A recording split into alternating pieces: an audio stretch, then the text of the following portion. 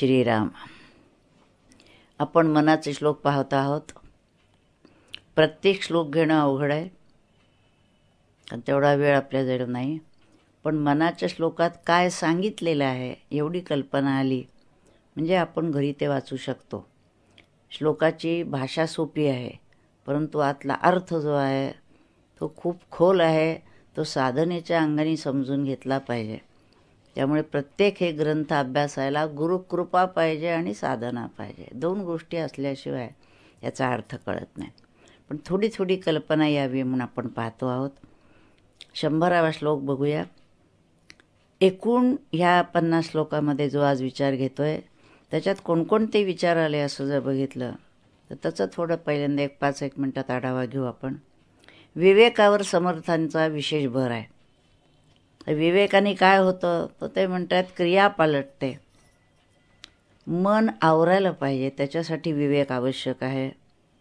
अहमभाव म्हणजे मी कोणीतरी आहे, मी देह आहे, हा अहमभाव जर संपायला हवा असेल तर त्याच्यासाठी विवेकाची गरज आहे. आणि सस्वरूपी भरावे, स्वरूपाच्या ठिकाणी राहायला पाहिजे. म्हणजे देहबुद्धी गेली पाहिजे आणि स्वरूपाच्या ठिकाणी राहायला पाहिजे. त्यासाठी विवेक आवश्यक आहे. आणि स्वरूपाच्या ठिकाणी राहणं, आत्मबोध होणं ह्याचाच अर्थ जीवानी शिवाशी तदाकार होऊन राहणं, एकरूप होऊन राहणं. या सगळ्यासाठी विवेकाची आवश्यकता आहे. आणि सगळे हे जे ग्रंथ सांगितलेले आहेत ते कशासाठी असं विचाराल तर सांसारिक फायद्यासाठी नाही, ऐहिक लाभासाठी नाही, तर आपलं हित म्हणजे अंतिम कल्याण कशात आहे ते सांगण्यासाठी हे ग्रंथ आहेत. आणि म्हणून त्याच्यासाठी त्यांनी सत्याचा शोध घेणं, जो परमात्मा आहे त्याचा. आणि त्यांनी पुन्हा पुन्हा म्हटलं आहे जे दिसत नाही तेची शोधून पाहे. दिसतंय ते पाहतातच आहेत मंडळी, इकडं तिकडं फिरतात सगळीकडे. तसं नाही, ते म्हणतात जे दिसत नाही, जे अदृश्य आहे त्या आत्म्याला शोधून पाहायला पाहिजे. आणखी काय करायला पाहिजे, हित साधायचं असेल तर जे पाखंड आहे ते टाकून द्यायला पाहिजे. पाखंड म्हणजे नास्तिकता, देवच मानत नाही. आहे कुठं देव, दिसतोय कुठं, जे दिसत नाही ते नाही असं म्हणणारी मंडळी असतात. आणि त्याच्या उलट हे सांगतात जे दिसत नाही ते शोधून घ्यायला पाहिजे. मग हे करण्यासाठी काय काय करायला पाहिजे त्याच्यावर समर्थांचा बोलणं आहे. बोलण्यासारखं चालणं व्हायला पाहिजे. ते म्हणतात क्रियेविण वाचाळता व्यर्थ आहे. करत नाही तर नुसतीच बडबड करतात, त्यांच्या बोलण्याला काही अर्थ नाही. त्याला बडबडच म्हटलं जातं. कोणत्याही पातळीवर बोला जाऊन तुम्ही, पांडित्य पुष्कळ जरी असलं तरी देखील त्याप्रमाणे तुमच्या हातून जर क्रिया होत नसेल तर त्याला फारसा अर्थ नाही. आणखीन एक विचार याच्यात त्यांनी सांगितला की नुपेक्षी कदा देव भक्ताभिमानी. देवाचा स्वतःचा अपमान केला तर त्याला काही वाटत नाही, पण भक्तांचा जर अपमान केला, जो आपला भक्त आहे त्याला जर कुणी वेडंवाकडं बोललं, त्याची निंदा केली, त्यांना त्रास दिला तर देवाला चालत नाही. तो त्या भक्तांसाठी धावून येतो जिथं असेल तो. म्हणून त्याच्यामध्ये त्यांनी ध्रुव, प्रल्हाद, गजेंद्र, अजामेळ, वामन, अहिल्या, द्रौपदी यासारखी त्यांनी उदाहरण दिली आहेत 5-6 श्लोकामध्ये. आणि ह्या वेळेला भगवंत कसे धावून आले आणि त्याचा उद्धार केला हे सांगितलं आहे. कारण त्या सर्व भक्त मंडळीने भगवंताशिवाय काही मागितलंच नाही. त्यांनी म्हटलं नाही संकटातून मला दूर काढ म्हणून, त्यांनी फक्त भगवंताला धरून ठेवलं. त्यांच्यावर आलेलं संकट आहे हे देवानी जाणून धाव घेतलेली आहे. जसं लहान मूल खेळत असलं त्याला कळत नाही विस्तव आहे का वेळी आहे, सूर्य आहे काय, आईचं लक्ष असतं आणि असावं तिचं लक्ष असतं. ते खेळताय खरं मूल, पण लक्ष एक तिचं डोळा तिथं आहे की कुठं जात आहे, बाहेर तर जात नाही, रस्त्यावर तर जात नाही. तसं भक्ताकडे भगवंत लक्ष ठेवून असतात. म्हणून ते देव भक्ताचा किंवा दासाभिमानी असाही शब्द तिने वापरला आहे. त्याचा अभिमानी असतो, त्याला कोणी बोललं काही केलं त्यांना चालत नाही. आणि आता हा बोध होण्यासाठी काय करावं असं म्हणताना आणखीन एक विचार समर्थांनी बोलून दाखवलाय. सदा संगती सज्जनांची धरावी. सज्जनाच्या संगतीत हा बोध होत असतो. सज्जन जर नसतील तर बोध होत नाही. आणि सज्जन कोणाला म्हणायचं, सतजन, ज्यांना सतचा बोध झालेला आहे, जे अखंड सतमध्ये रंगलेले आहेत, सर्व ठिकाणी असत जाऊन सत स्वरूपच ज्यांना दिसत आहे ह्याचा अर्थ डोळ्यांनी दिसताय नव्हे, लक्षात येत आहे, अरे तोच तो आहे, वही तो आहे. अहो मा सुष्ट आहे, दुष्ट आहे, बरोबर आहे, पण आत तेच सत्स्वरूप आहे. मुंगीपासून हत्तीपर्यंत, चांगल्या व्यक्तीपासून चांडाळापर्यंत कुणी जरी असला तरी त्याच्यामध्ये ते आत्मरूपच आहे. हा बोध सज्जनांच्या संगतीत होतो. संत संगतीला, सज्जनांच्या संगतीला फार महत्त्व आहे. लाटू महाराज का झाले लाटू? रामकृष्णांच्या संगतीत राहायला म्हणून. कुठं शास्त्र वाचली? काही नाही. श्री गणेशासुद्धा काढता येत नव्हता. पण संतांची संगती इतकी महत्त्वाची असते, खऱ्या अर्थाने मिळाली तर क्षणाक्षणाला ते आपल्याला सावध करत असतात, त्या बोधापर्यंत नेत असतात. म्हणून सज्जनांच्या संगतीत देखील आपली क्रिया पालटते. जी कर्म करत असतो त्याच्यामध्ये पालट होतो. दुर्जनाला त्यांच्या संगतीत त्याची देखील मती पालटते, हा त्याचा उपयोग होतो. आणि समाधान ते सज्जनाचे नियोगे. आपल्याला जर समाधान हवं असेल तर सज्जनांच्या संगतीत समाधान. तर ते काय म्हणतात, समाधान बाहेर शोधायला जाऊ नको, आत समाधान आहे. समाधानाचं ठिकाण आत आहे, ते शोध. बाहेरची परिस्थिती कशीही असो, तुला लक्ष देण्याचं कारण नाही. जसं आपलं पोट भरलेलं असलं तरी बाहेर अनेक पदार्थ जरी ठेवले समोर, आवडीचे असले, ते आपण काय म्हणतो, नको काय, माझं पोट भरलेलं आहे. आता पोट भरल्यानंतर खाणारी मंडळी वेगळी आहेत ती, तर सामान्यतः तृप्त झालेलो आहे. तसंच ज्याला आत बोध झाला तो समाधानात असतो. त्याला आणखी काही मिळवायचं आहे अशी हाव, वखवख, वासना असं काही असत नाही. शांत तृप्त असतो. आणखी एक ह्याच्यात त्यांनी विचार सांगितले, तुटे वाद संवाद तो हितकारी. वितंड वाद नको आहे. आणि बुद्धीच्या पातळीवर आपण असलो म्हणजे वादविवाद घालत असतात. संतांच्या बरोबर सुद्धा वादविवाद घालणारी मंडळी आहेत. म्हणून स्वरूपानंद हळूच सांगायचे. मग स्वामीजींना म्हणाले ते, आपण पंडितांच्या नादी लागू नये. आपल्याला साधना करायची ना, ते काहीतरी बोट ठेवून त्या ह्या ग्रंथात हे आहे, त्या ग्रंथात ते आहे असं सांगत राहतात. या शास्त्रात ते सांगितलं आहे, त्या शास्त्रात ते सांगितलं आहे. स्वामीजींच्याकडे देखील असे एक पंडित यायचे, आम्ही बघत असायचे त्या ठिकाणी. स्वामीजींना काहीतरी विचारायचं, मग ते सांगायचं ह्याचा ह्या ग्रंथात हे आहे, ते आहे, संस्कृत ते उच्चार करून अमकं करून. स्वामीजी अगदी लहान मुलासारखा चेहरा करून ऐकत बसायचे काय सांगतायत. आम्हाला हसू यायचं की हे ह्यांना शिकवत आहेत का म्हणून. त्यांना ते मोठ्या आवेशाने सांगत राहायचे, असं आहे ते तसं आहे. आणि हे अगदी अज्ञानाचा चेहरा करून बसायचं.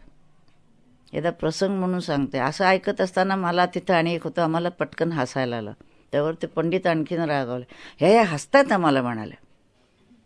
तर स्वामी म्हणले, नाही हो लहान आहेत, कळत नाही त्यांना काय. मी पुन्हा गप्प झालो. तेव्हा मग अगदी निरागस चेहरा करून स्वामी त्यांचं सगळं ऐकत होते. आणि आमच्या लक्षात येतं स्वामीजींनी जे आम्हाला सांगितलं होतं ते आणि हे जे सांगतायत ते हे नुसतं पांडित्य आहे आणि ह्याच्यामध्ये अनुभवाचा भाग नाही आहे. मग ते उठून गेल्यानंतर आमचं बोलणं, स्वामी म्हटलं तुम्ही असा चेहरा करून, म्हणले ते सांगत होते ना आपल्याला काही, आपण ऐकून घ्यायचं. त्यांच्याशी वाद घालायला लागलं, आपली म्हणले उगी शक्ती फुकट, वेळ फुकट, त्यांना पटणार नाही कधी. कारण पांडित्याचा अभिमान मोठा असतो. आणि इथं सुद्धा त्यांनी म्हटलं आहे, म्हणे जाणता तो जनी मूर्ख पाय. जाणताय मी ज्ञानी आहे असं जो म्हणत असतो ना, तो मूर्खच आहे. ते ज्ञानाचा इथं काही उपयोग नाही, आत्मज्ञान पाहिजे. म्हणून त्यांनी सांगितलं त्याप्रमाणे तुटे वाद संवाद. बोलणं असं करावं तो सुसंवाद व्हावा, वादविवाद होता कामा नये. आणि म्हणून संत अनाग्रही असतात. कुठल्याही गोष्टीबद्दल आग्रह धरून सांगत बसत नाही. जी व्यक्ती जशी समोर येईल त्याच्या पातळीवर जाऊन तो काय सांगायला, हो बरोबर आहे, तुमचंच म्हणणं बरोबर आहे. आणि म्हणून संतांच्याकडे गेल्यानंतर आपलं म्हणणं न मांडता किंवा आग्रह न धरता जिज्ञासा म्हणून विचारावं. जरूर सांगतात, पण ते सांगतायत ते बरोबर आहे असा विश्वास ठेवून आपण समजून घ्यावं. किंवा मला हे कळत नाही, तुम्ही समजून सांगा असं सांगितलं तर ते समजावून सांगतात. पण त्या ठिकाणी आग्रही भूमिका धरू नये. पुष्कळ वेळा त्यांनी सांगितलेलं आपल्याला लगेच कळत नाही, हळूहळू साधनेने लक्षात यायला लागते की खरं आहे, बरोबर आहे. त्यावेळेस ते जे म्हणत होते ते आत्ता माझ्या अनुभवाचं येत आहे, माझं अनुभवाचं ज्ञान आहे. म्हणून विवेकानंद सगळं सांगितल्यानंतर लाटू महाराज म्हणले, मला तुझं बाकीचं काही समजत नाही, पण तू जे सांगतोयस ना ते सगळं माझं अनुभवच आहे. म्हणून ते लाटू महाराज झाले. म्हणून परमार्थामध्ये विद्वत्तेपेक्षा अनुभवाला मदत आहे. म्हणून त्या म्हणतात ती असा संवाद व्हायला पाहिजे. बरं, आपली सगळी कर्म कशी व्हायला पाहिजेत? सज्जनांना संतोष होईल अशी कर्म पाहिजेत. राखावी बहुतांची अंतरे म्हणजे कुणाची तरी अंतरं राखायला जायचं नाही. सज्जना निववावे, सज्जनांना जे मान्य असेल असंच आपलं वागणं, बोलणं, चालणं अशा पद्धतीचं असायला पाहिजे. त्यानंतर सर्वाभूती दया, दया मानवाला. आपण ही दया असं म्हणतो, हे 2-4 लोकांपुरतीच काय वाटत जाता जाता कुठं कोणी दिसलं, आता 5 पैशाचं नाणं नाही 4 आण्याचं असेल, रुपयाचं आणेल, दया केली असं वाटत असतं आपल्याला. ते देखील जरा फाटकं तुटकं नाणं असलं तर देवाच्या पेटीत टाकलेलं चालतं, तर तो काही बघत नाही, तिथं जिरवून टाकायचं. लोकांतर दिसलं पाहिजे पेटीत पडलंय काहीतरी म्हणून, असं नाही सांगितलं त्याने. दया सर्वभूती, सर्व भूतमातारांच्या ठिकाणी असली पाहिजे, त्याच्यामध्ये भेदभाव नाही होता का. आणि पुन्हा मी त्याच्यावर दया करतो आहे असं वाटतं का म्हणे. मी त्याच्यावर दया केली असं म्हटलं आपल्याकडे अहंकार आला. मी अमक्याला असं दिलं, विचार करावा मी कोण देणार, त्यांनी दिलं आपल्याला, आपण फक्त ह्या हाताने घेतलं, ह्या हाताने दिलं, त्या देण्यातला आनंद फक्त घ्यायचा. आपण काय देणार आहोत, आपली काय ताकद आहे. एक मातीचं ढेकूळ तरी बनवता येतं का आपल्याला? काय बनवता येतं, काय करता येतं, कोण आपण. मग त्या देण्यामध्ये देखील अहंकार नसावा. नंतर एक 4-5 श्लोकामध्ये संतांची लक्षणं सांगितली, ती आपण घेऊया जरा. आणि एक विषय काय सांगितला, देहबुद्धी टाकावी. आत्मबुद्धी हवी असेल तर देहबुद्धी टाकल्याखेरीज किंवा विसरल्याखेरीज आत्मबुद्धी संभवतच नाही. एक हात त्या देहाला, संसाराला घट्ट धरून ठेवलाय आणि मला तो आत्मा पाहिजे, कधीही मिळणार नाही. शिकडनं हात सुटला पाहिजे. संसारात असावं पण हात सुटला पाहिजे, आसक्ती सुटली पाहिजे. म्हणून देहबुद्धी टाकावी, विसरावी असं सांगितलंय. आणि ते विसरलं तरच मग काय होतं, भयातीत, देहातीत, मनातीत अशी जी अवस्था आहे ती प्राप्त होते. देह मन बुद्धीच्या पलीकडे जाऊन बसायचं ना, तिथं आहे आत्मा. तो ती भयातीत अवस्था आहे. देहाच्या पातळीवर आहे तोवर भय आहे, आजारपणाचं भय आहे, मृत्यूचं भय आहे, आपल्या काही वस्तू आहेत त्या कोणीतरी घेऊन जाईल, चोराचं भय आहे, राजाचं भय आहे. हे सगळं जे भय आहे ते ऐहिक पातळीवर आहे. आत्मधन माझ्याजवळ आहे, कुणी चोरून नेईल अशी भीती आहे. तो जर चोरून नेलं तर त्याचं कल्याण होईल. संत उलट सांगत असतात, अरे आत्मधन माझ्याजवळ आहे, घे. पण ते घ्यायलाच तयार होत नाहीत मंडळी कोणी. त्यामुळे असं काही धन असतं ते की जे धन कोणीही चोरून नेऊ शकत नाही, अशा स्थितीत तो जातो. म्हणून ती भयातीत अवस्था आहे असं म्हटलेलं आहे. आणि एक त्याच्यामध्ये चरण आलंय, जुने ठेवणे मीपणे आकळेना. जुनं ठेवणं, आपलंच धन आपल्याजवळ आहे, आपल्यालाच माहिती नाही. आणि ते माहिती होत नाही कुठपर्यंत, जोवर मीपणा आहे तोपर्यंत.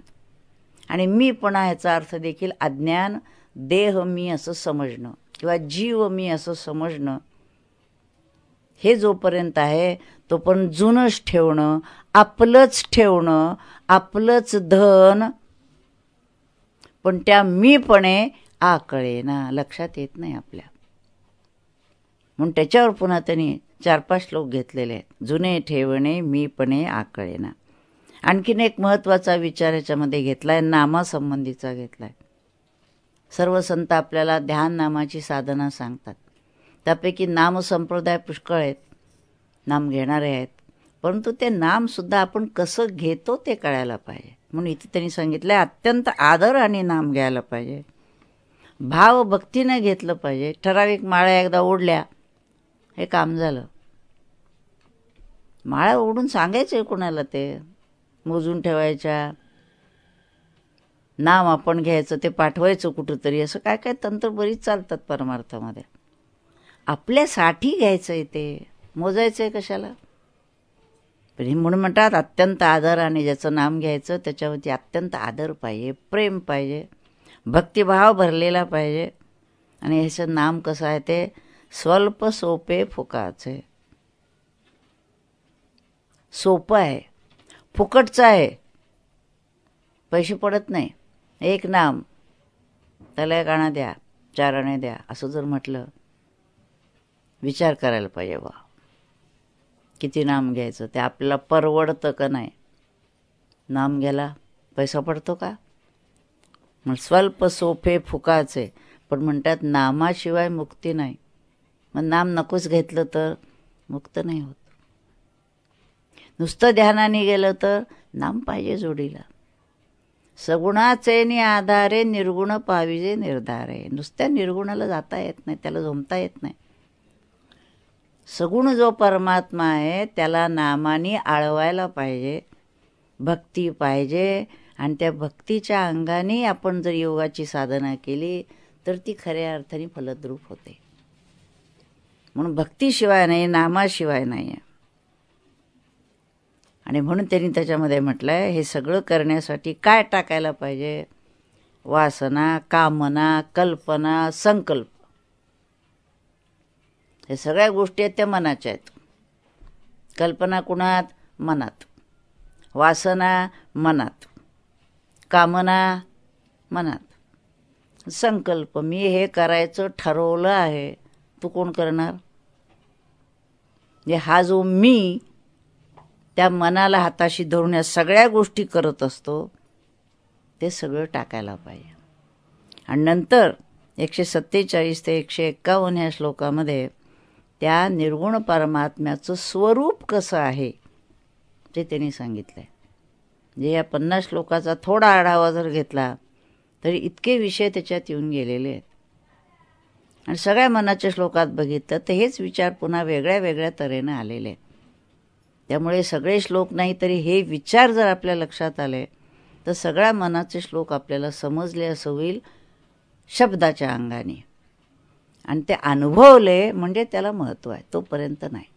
बघा आता 100वा श्लोक आहे, तो आपण जरा विस्तृत घेऊया. यथा सांग रे कर्म तेही घडेना. काय होतं आहे आपलं ते बघा. कर्म करतोय पण यथा सांग घडत नाही आहे. का कर्म घडत नाही आहे यथा सांग. सुरुवातच साधनेची मुळी कर्मापासून आहे. कर्माचा पायाच जर नीट नसेल तर भक्तीही नाही, योगही नाही, आणि ज्ञान तर नाहीच नाही. म्हणून इथं श्लोकाच्या सुरुवातीलाच तर म्हणतात यथा सांग रे कर्म तेही घडेना. आपल्या वाट्याला आलेलं कर्म यथा सांग होतं का. कसं तरी करून टाकतो. जे सामान्य व्यक्ती कसं तरी करते आणि परमार्थ करणारी व्यक्ती देखील कसं तरी काम करायचं आणि ध्यानाला बसलेत म्हणे, असं नाही. कर्मही उत्तम झालं पाहिजे. वेळ अशा तऱ्हेनं आपला आखला पाहिजे की त्या मिनिटाला त्या त्या गोष्टी व्यवस्थितच व्हायला पाहिजे. तेवढा वेळ साधनेला, तेवढा वेळ आपल्या कर्माला, जी काही आपलं कर्तव्य असेल त्या कर्तव्याला, सेवा असेल, कुठं काय करायचं असेल ते. म्हणजे यथा सांग रे कर्म तेही घडेना, समर्थ म्हणतात.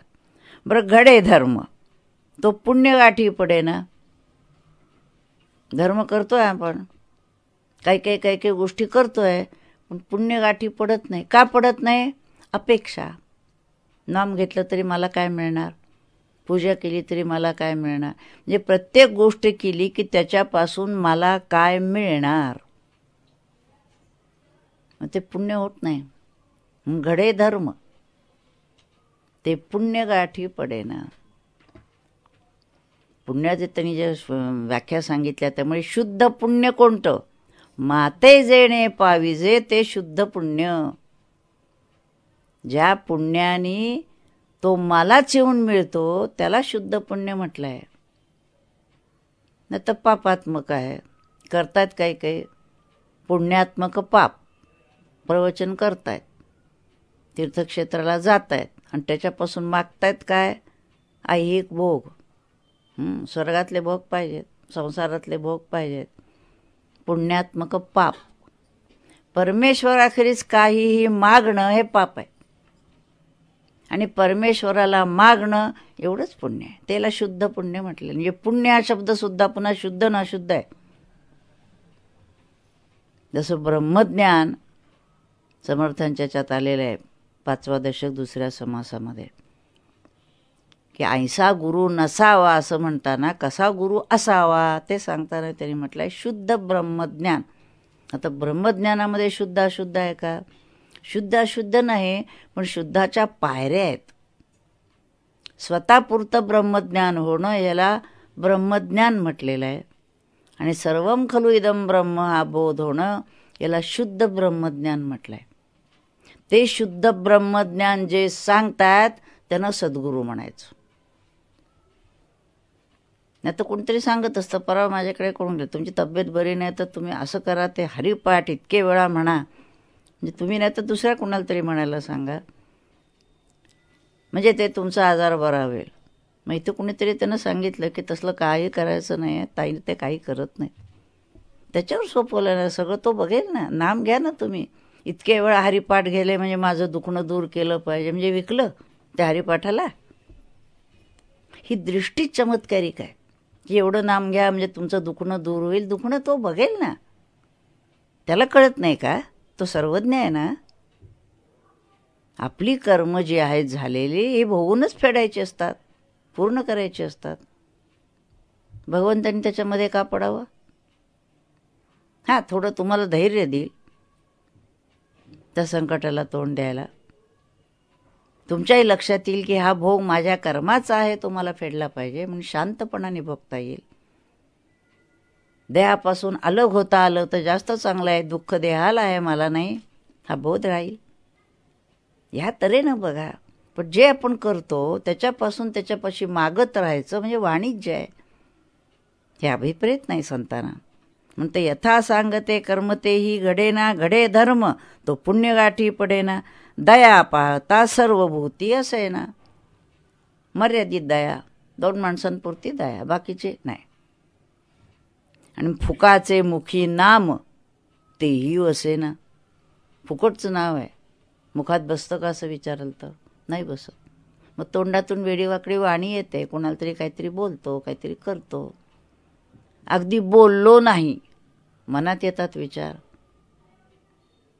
अमक्याला असं ना, बरं झालं, फार कटकट करत होते, बरी परमेश्वराने शिक्षा दिली, आलं ना मनात, मन अशुद्ध झालं.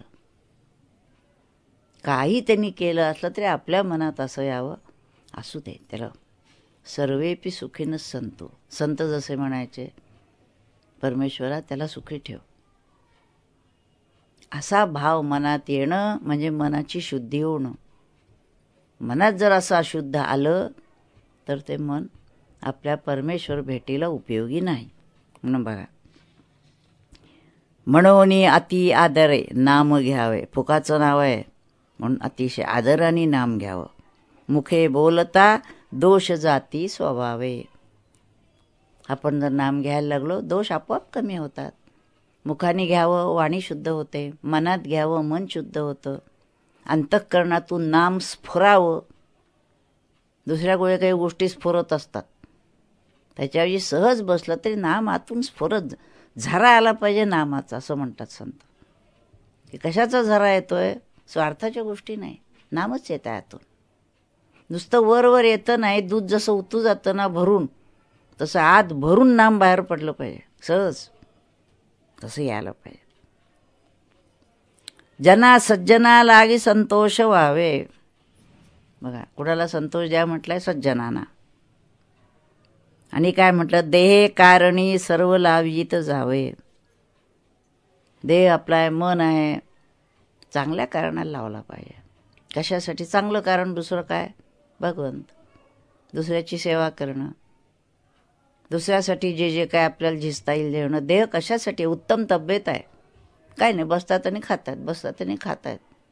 देह झिजवला पाहिजे दुसऱ्यासाठी, सेवा करता आली पाहिजे. वेळ आहे आपल्याला, कुठं आपल्याला काय करता येईल. कोणी आजारी आहे, कुणाला गरज आहे, चौकशी करावी. पुष्कळ ठिकाणी माणसांची गरज आहे, मनुष्य मिळत नाही आहे आणि कित्येकांचा वेळ जात नाही आहे. असं का होत आहे? त्याचं कारण आपण त्या तऱ्हेने शोध घेतच नाही की आपल्या हातून काही घडतच नाही आहे, परोपकार पुण्य घडत नाही आहे. मग देह अपंग झाला म्हणजे मग दुसऱ्याने आपलं करावं अशी इच्छा होते. काय म्हणून करावं त्याने? तुम्ही चांगलं असताना काय केलं दुसऱ्यासाठी म्हणून दुसऱ्याने तुमचं करावं? तुम्ही देह असताना झिजवला का? दुसऱ्याची सेवा केली का? जर केली असेल तर शेकडो माणसं, शेकडो लागतच नाहीत आपल्याला सेवा करायला, पण त्याप्रमाणे मंडळी आपोआप येतात. परमेश्वरच त्याची सोय करतो. तरी देखील त्याची इच्छा असते की आपल्यासाठी कोणी त्रास घेऊ नये, आपणच दुसऱ्यासाठी झिजावं. पैसा आहे आपल्याजवळ, दुसऱ्यासाठी झिजवतो का आपणच खातो? बघायला पाहिजे. आपणच खाल्लं तर काय सोनं होतं त्याचं? घासातला घास दुसऱ्याला देता येतो का नाही? देऊन पाहावा, मग लक्षात येतं. अनंत असते कमलावराने, देता किती घेशील दो कराने. मग असं येत राहतं की आपलाच प्रश्न पडतो की करायचं काय त्याचं. मग जे येतं तेही पुन्हा दुसऱ्यासाठीच असतं. परमेश्वर आपल्याला देतो ते दुसऱ्यासाठी असतं, ते देत राहावं. सगुणी अति आदरेसी भजावे. आणखीन एक विचार काय सांगितला? सगुणाला अत्यंत आदरानं भजावं. आणि भजावं म्हणजे नुसतं भजन करावं नव्हे, भजावं म्हणजे त्याच्याशी समरस व्हावं. त्याच्याशी समरस व्हावं याचा अर्थ त्याचे जे गुण आहेत ते गुण आठवावेत आणि ते गुण आपल्यात आणण्याचा प्रयत्न करावा. ते गुण जसे जसे येतील तसे तसे तो जीव ज्याची आपण उपासना करत असतो त्याच्याशी मिळून जातो, त्याच्याशी एकरूप होतो. ही एकरूपता साधायची असेल तर आपण त्याप्रमाणे व्हायला पाहिजे. याला क्वालिटी म्हणतो आपण. तसे गुण यायला पाहिजेत आपल्यामध्ये. देव कसा आहे? कृपाळू, स्नेहाळू, दयाळू, मनाने अत्यंत अंतःकरणे अत्यंत मृदू, करुणा सागर, दीनबंधू असे शब्द वापरले. आपल्याला कोणी म्हणतं का तसं? विचार करावा. काय म्हणतं आपल्याला बघा. आपण कुठं आहोत ते बघा आणि आपल्याला काय बदल करायचं आहे ते बघा. कपडे बदलून परमार्थ होत नाही. अंतःकरण बदललं पाहिजे आणि ते स्वतःला तपासलं पाहिजे की आपलं बदलतंय का नाही. बघा, देह बुद्धी निरूपणी विसरावी. निरूपण कशाला ऐकायला जायचं प्रवचन? आम्ही ऐकतो. काय करतो ऐकून? देहबुद्धी सुटते का? मी नाही अहो सगळ्यांची ऐकली, हाच एक अहंकार पुन्हा. पण ऐकून काही झालं का? देहबुद्धी सुटली का? आणखी काय सांगतात? परद्रव्य आणि कांता परावी, यदर्थी मना सांडी जीवी करावी. परद्रव्य आणि कांता, कामिनी आणि कांचन, या दोन्ही जर सापडला थोडासा का विना, साधका सामान्य माणसाला सुद्धा नाही विषवत आहे, साधकाला तर नाहीच नाही. परस्त्रिया आम्ही माऊली समान, जे माऊली समान पाहिजे. आणि द्रव्य जे आहे ते माझं देखील मी माझं समजत नाही तर दुसऱ्याचं द्रव्याला मी हात लावेन कसा? माझं द्रव्य देखील आहे, ते देखील भगवंताचं आहे. त्यातलं आपण हवं तेवढं देहाला आवश्यक तेवढं वापरायचं आहे, बाकी सगळं त्याचं आहे. त्याला विचारून योग्य आहे का माझा खर्च तर घ्यायचा आहे. विवेके क्रिया आपुली पालटावी. आपण जी आता क्रिया करतोय ती स्वार्थाची क्रिया होतीये, ती पालटली पाहिजे, परार्थाची व्हायला पाहिजे, पुढे परमार्थाची व्हायला पाहिजे.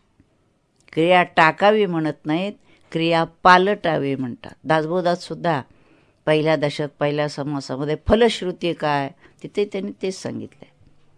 आपल्या क्रियेमध्ये म्हणजे कर्मामध्ये पालट झाला पाहिजे. प्रवचन ऐकतायत पुन्हा जैसे थे काही उपयोग नाही. एक प्रवचन ऐकून बदल होत नाही म्हणून दुसऱ्यांदा ऐकायचं, तिसऱ्यांदा ऐकायचं. पण पालट व्हायला पाहिजे ना, सुधारलं गेलं पाहिजे. आपलं आपल्याला लक्षात आलं पाहिजे की पूर्वीपेक्षा आपल्यात पालट होतोय, आपले विचार बदलत आहेत. आणि मग हळूहळू इतरांच्या लक्षात येतं की ही व्यक्ती पालटते, त्याचे विचार बदलत आहेत. अति आदरे शुद्ध क्रिया धरावी. क्रिया पालटायची आणि मग कुठली क्रिया धरायची? शुद्ध क्रिया धरायची. शुद्ध क्रिया तेव्हाच होते की जेव्हा ही क्रिया देह मन बुद्धीनं होत असते. ती देह मन आणि बुद्धी जेव्हा शुद्ध होतील तेव्हा त्याच्या हातून घडलेली क्रिया शुद्ध होते. जोपर्यंत आपलं देह मन बुद्धी अशुद्ध आहे तोपर्यंत त्याच्या हातून घडलेल्या सगळ्या क्रिया ह्या अशुद्ध होतात. म्हणून सर्व साधना कशासाठी? देह मन बुद्धी शुद्ध करण्यासाठी. आणि ती शुद्ध झाली, आत्मा आहेच, त्याला काय आणायचं नाही कुठून. तो जो आहे त्याच्या आड काय येत असेल तरी देह मन बुद्धीची अशुद्धी आड येते. किती तास ध्यान करता याला महत्त्व नाही आहे. त्या ध्यानाने बदल झाला का? चित्तातले विकार गेले का? दुसऱ्याच्या आनंदात आपल्याला आनंदी होता येतं का? दुसऱ्याच्या दुःखात सहभागी होऊन त्याचं दुःख कमी करता येतं का? बघायला पाहिजे आपल्याला. जनी बोलण्यासारखे चाल वापा. तर समर्थ म्हणतात आता काय सांगावं तुला बाबा, प्रवचन करतायत, वागतायत दुसरंच. प्रवचनात सांगतायत युक्ताहार विहार असावा. प्रवचन संपलं रे संपलं की चहा प्यायला बसले. आणखी काय काय काय काय त्याच्यावर खायला पाहिजे घरी गेल्यावर लगेच. त्याचा उपयोग नाही. बोलण्यासारखे चाल वापा. मना कल्पना सोडी संसार तापा. संसाराचा ताप आपल्या कल्पनेनंच आपण करून घेतला आहे. संसारात सुद्धा ताप नाही आहे. तो जर का नीट करता आला तर गृहीत धरायचं, संसारच आहे तो. सुखदुःख त्याच्यामध्ये आहे, येणार आहे. पण ते संसार देहाला लागलेला आहे. ज्या ठिकाणी तापच नाही, त्रिविध ताप जेथे नाहीत असं जे ठिकाण आहे तिथं जीव जाऊन बसल्याखेरीज हा संसार ताप संपणार नाही आहे. म्हणून मनाला सांगितलंय की ज्या कल्पनेमुळे संसार ताप होतो ती कल्पना टाकून दे ना. कुडी कल्पना असं एका ठिकाणी शब्द वापरलाय. ती कुडी कल्पना टाकून देतो. चांगली कल्पना कर. वाईट कल्पना मनात आली की चांगल्या कल्पनेनं ती घालवावी, हा त्याला उपाय आहे. मनात आला कोणाबद्दल राग की लगेच म्हणावं त्याचे काय गुण आहेत, आठवूया आपण. असतील ना, प्रत्येकात काहीतरी गुण असतात. असं जर आपण आठवलं तर उपयोग होईल. आणि पुन्हा विवेके मना आवरी स्थानभ्रष्टा. मन स्थानभ्रष्ट झालेलं आहे. स्थानभ्रष्ट का? मनाचं स्थान काय आहे? आत्मा. आत्म्यापासून मन खाली आलं. मन नावाचा पदार्थ नाही, पण विवेकाने आणि विचाराने मन खाली आलेलं आहे. ते स्थानभ्रष्ट मनाला पुन्हा स्वरूपाच्या ठिकाणी नेऊन ठेवायचं. जसं कोळसा काळा आहे, किती उगाळला म्हणजे गोरा होईल का साबणाने धुतला म्हणजे तो स्वच्छ होईल? तो कधीच होणार नाही. मग काय करायला पाहिजे? जिथून तो आला तिथं निखाऱ्यात नेऊन त्याला टाका. तो निखाऱ्या झाला की तो काळेपण त्याचं जातं. तसं मन जे आहे ते जिथून आलं तिथं त्याला नेऊन ठेवा. म्हणजे मनाचे सगळे विकार गेले. पण मन तयार होत नाही, कारण त्याला माहिती तिथं जाऊन बसलं की आपलं अस्तित्व संपलं. म्हणून असं म्हटलं जातं की माशी सगळ्यावर बसते पण उदबत्तीवर बसत नाही, विस्तावर बसत नाही, कारण तिला माहिती तिथं बसले की आपण जळणार. म्हणून मन स्वरूपाच्याकडे जायला तयार होत नाही, त्याला बळं न्यावं लागतं. पण एकदा जर गोडी लागली मग मात्र तिथं बसतं. आणि मग तेच मन आपल्याला इतकी मदत करतं सर्व तऱ्हेनं. म्हणून इंद्रियसुद्धा मनसुद्धा आपल्या विरोधी असतात, परंतु त्यांना जर वळवलं तर ते आपल्याला उपयोगी पडतात. मना बुद्धी साधुसंगी वसावी सांगितलं त्यांनी. मना सर्वदा सज्जनाचे नियोगे क्रिया पालटे भक्तिभावार्थ लागे. सज्जनांच्या संगतीत आपल्याला भक्ती कशी करायची ते कळायला लागतं. फुकाचे मुखी बोलता काय वेचे, दिसंदिसा अभ्यंतरी गर्व साचे. फुकटचं नुसतं बोलत राहून काय होणार, अहंकार मात्र येतो. म्हणून क्रिये वीण वाचाळता व्यर्थ आहे. त्यानंतर पुढच्या सगळ्या श्लोकामध्ये त्यांनी भक्त कोण कोण आहे ते सांगितलं. आणि महत्त्वाचे जे गोष्टी आहेत ते पुढच्या आपण 1-2 गीत बघूया. 132व्या श्लोकापासून. विचारूनी बोले विवंचूनी चाले, ही संतांची लक्षणं सांगितले. योगी राणा कसा असतो ते सांगण्यासाठी म्हटलं आहे, जो विचार करून बोलतो, सारासार विचार ज्याचा जवळ आहे. विवंचूनी चाले, प्रत्येक गोष्ट करताना चिंतन करून काय करायचं काय करायचं नाही. तयाचेनी संतप्त तेही निवाले. जो संतप्त मनुष्य असतो, व्यग्र मनुष्य असतो कुठल्याही कारणाने, त्याच्यावरती जो व्यक्ती त्या संतांच्या सान्निध्यात गेली तर ते अशा तऱ्हेनं त्याची समजूत घालतात की संतप्त मनुष्य देखील, व्यग्र मनुष्य देखील शांत होतो. बरे शोधिल्या वीण बोलो नको हो. जे काही बोलायचं असेल तुला नीट समजून घे, स्वरूप समजून घे, अनुभव घे आणि मग बोल. अनुभवाशिवाय जर बोलायला लागलास तर त्याला अर्थ राहत नाही. आणि ज्यांनी चालणे शुद्ध नेमस्त राहो, म्हणजे बोलणं आणि चालणं दोन्ही गोष्टीला अनुभव पाहिजे. योग्य बोललं गेलं पाहिजे, योग्य प्रकारे चाललं गेलं पाहिजे. आणखी एक लक्षण काय सांगितलं, हरिभक्त विरक्त विज्ञान राशी. हा योगी राणा कसा असतो, हरिभक्त असतो, विरक्त असतो आणि विज्ञान राशी. विज्ञानाचा अर्थ सुद्धा इथे ज्यांनी अनुभव घेतला आहे, विशेष ज्ञान. प्रपंचाचं ज्ञान नव्हे, ते आपल्याला आहे, परंतु हे ज्ञान ज्याला झालं आहे तेवढं, जेणे मानसी स्थापिले निश्चयासी, ज्याने आपल्या मनात निश्चय पक्का केला आहे की मी तोच आहे, सहा आम निश्चय पक्का झालेला आहे. आणि मग काय होतं, तया दर्शने स्पर्शने पुण्य जोडे. असा जो संत पुरुष असतो त्याच्या दर्शनाने देखील आपल्याला आनंद होतो. त्याच्या स्पर्शामध्ये ती ताकद असते की त्याच्या स्पर्शनाने आपल्यात पालट होतो. त्याची दृष्टी असते त्याच्यामध्ये ती ताकद असते, त्याच्या हाताच्या स्पर्शात असते, त्याच्या पायावर मस्तक ठेवल्याने ती ताकद असते. त्याच्या वाणीत ते तेज असतं की त्याची वाणी, त्याचे शब्द आत जाऊन बसतात अंतःकरणामध्ये. त्याच्यामागं त्याची तपश्चर्या आणि त्याचा अनुभव असतो. तया भाषणे नष्ट संदेह मोडे. नाना प्रकारचे संशय जे असतात ते त्याच्या भाषणाने मोडतात, निस्संदेह होतो तो. आणि कसा असतो तो, नसे गर्व अंगी सदा वीतरागी. कशाचाही गर्व नसतो, पण त्याला पूर्ण बोध असतो की मी कोणी नाही, भगवंतच सगळं खेळून राहिलेलं आहे. नसे गर्व अंगी सदा वीतरागी, क्षमा शांती भोगी, दया दक्ष योगी. नसे लोभ ना क्षोभ ना दैन्यवाणा. तो नम्र असतो पण दैन्यवाणा नसतो. फरक लक्षात घ्या, नम्र असायला पाहिजे पण दैन्यवाणा ह्याचा अर्थ काहीतरी हवा आहे, अपेक्षा आहे कोणाकडनं, असा नसतो. तो म्हणतो काय उण्या आम्हा पांडुरंगा पायी, काय मला हवं आहे, असा बोध असल्यामुळे तो त्याच्यात नसतो. ही लक्षणी जाणीजे योगी राणा. अशा लक्षणांनी त्याला ओळखायचं आहे. नंतर पुढे त्यांनी म्हटलेलं आहे, जयाचे तया चुकले प्राप्त नाही. ज्याचं त्याच्याजवळच आहे पण चुकलेलं आहे. गुणे गोविले जाहले दुःख देही. त्रिगुणात तो सापडलेला आहे पण गुणा वेगळी वृत्ती तेही वळेना. गुणातून बाहेर पडत नाही. जुने ठेवणे मीपणे आकळेना. आणि पुढे त्यांनी म्हटलं आहे, कळेना कळेना ढळेना ढळेना.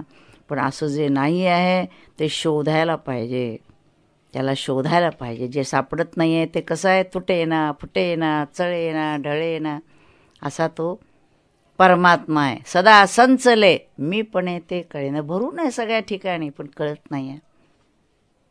निराकार आधार ब्रह्मादिकांचा निराकार आहे, आधार आहे. पण काय करायला पाहिजे, विवेके तदाकार होऊन राहे, मना संत आनंद शोधून पाहे. विवेकाने त्याच्याशी तदाकार व्हायचं, त्याच्याशी एकरूप व्हायचं. ते एकरूप कसं व्हायचं ते आपल्याला संत सांगतात, त्यांच्याकडून समजून घ्यावं. हरिओम तत्सत. जय जय रघुवीर समर्थ.